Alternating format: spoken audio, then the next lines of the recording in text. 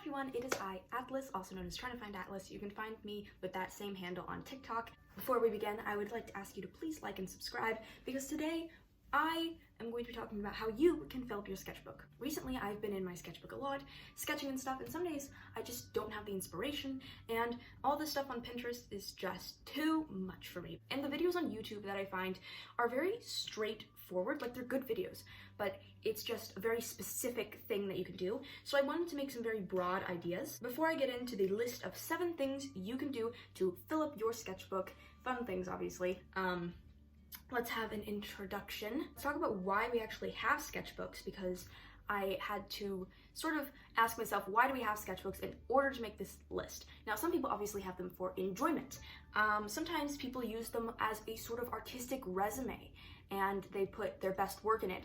Personally, I like to have mine to, I think it's very therapeutic to draw, and I want to have a place to store all my drawings in one place. So it's like a file, I suppose, an organization tactic. Sketchbooks are something I would recommend to you if you want to practice art.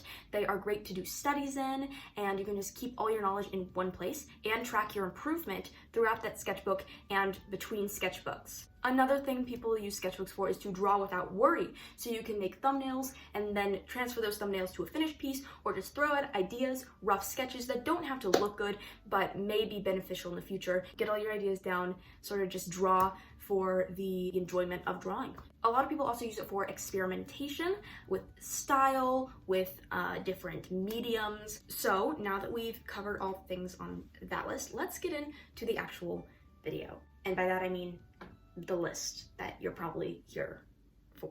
Number 1, I challenge you to doodle anything and everything. Just look to your left, look to your right, look up, look down, look all around. Just find the first thing that you see that appeals to you to draw, or you think is a challenge that you would like to accept drawing.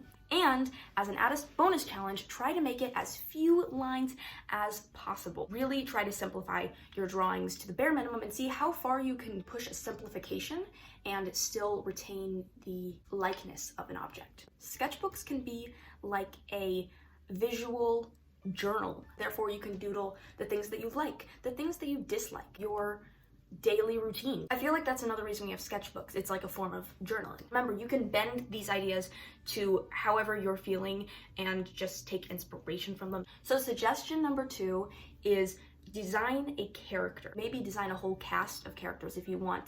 Maybe I just have an idea of a person like I saw in my dream and I design a whole character around them. I obviously do a lot of character designing when I'm designing characters for stories, whether that be a short story or an actual comic that I will need to draw that character again and again. It's really fun to have OCs because you can draw them in all these funny situations and stuff, and they're just yours. They're personalized to you, and I think that's really, really fun. You can change whatever you want about them. Some inspiration you can take for your characters is like design a character based off a certain flower, a certain season, maybe designed off of your ideal self, your ideal partner, your ideal friend, a color, a food.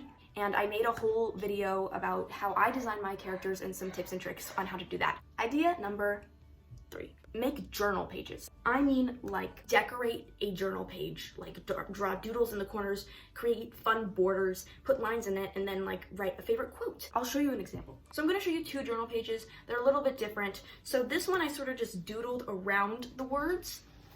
Right here, this is a quote from my old writing. It's not very good. I just wanted to do it for fun. And then another one that I did, I actually incorporated the drawings more into the pictures and the borders of it. And this is a happy birthday card for my mother. It's only in the sketch form, but I have the coffee mug and the steam creates the lines. It's really fun for me personally because I get to choose my journal prompt and then draw doodles and stuff that relate to that journal prompt. Ignore my shirt. I'm wearing my school shirt. Number 4. Thumbnail, okay? This is a really great way to just warm up your brain before you do something bigger, or you can just do it when you're having an off day, you just want to relax, even just as drawing practice. Thumbnailing is a very simplified version and small version of a painting that you might do, a comic page. It's a rough sketch and an idea. Just sit there and thumbnail paintings or thumbnail anything. They don't even have to go anywhere.